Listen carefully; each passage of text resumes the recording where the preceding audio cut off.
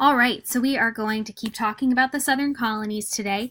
Now, a couple of items that were on the PowerPoint in class that are not going to be in this discussion. We did do an activity where we looked more closely at Virginia slave laws.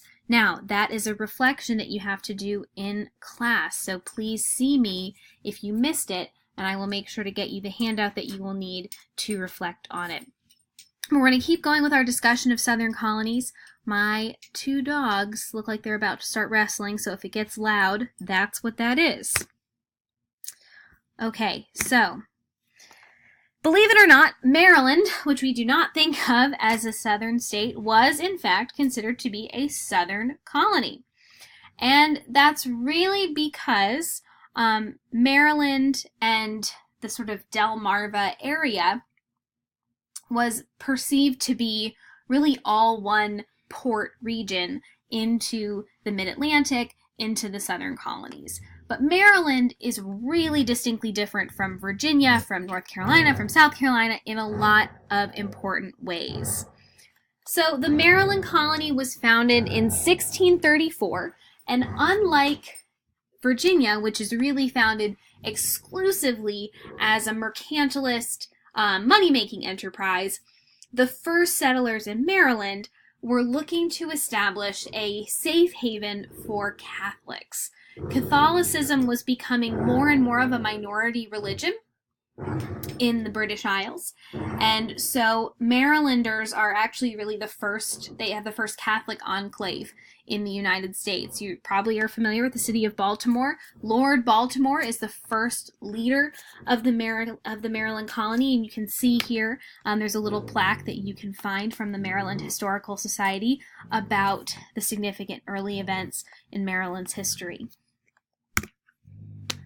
So the other southern colonies, Georgia and the Carolinas, we're not going to talk about extensively because really they don't get started as established settled colonies until around the Revolutionary period. And that's for a couple of reasons. The Carolinas have a much more difficult landscape. It's very marshy, it's very swampy, there's a high amount of things like malaria, it's harder to find a place to settle. So it just took longer to establish a permanent settlement in the Carolinas. And then Georgia is really, really unique. So Georgia initially was used as a penal colony, just like Australia was, if you're familiar with the history of Australia.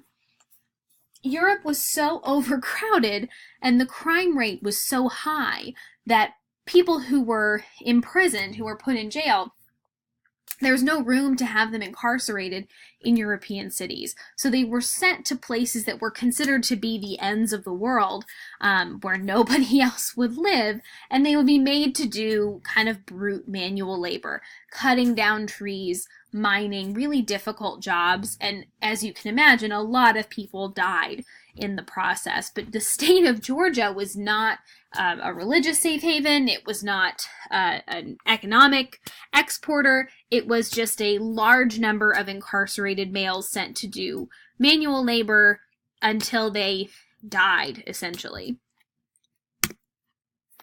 So, just to check your knowledge, you should be able to tell me at this point 3 profitable cash crops from the southern colonies. You should have already come to see me and gotten the list of slave laws that we went over in class. You should be able to tell me a couple of the more brutal slave laws that were put in place in Virginia.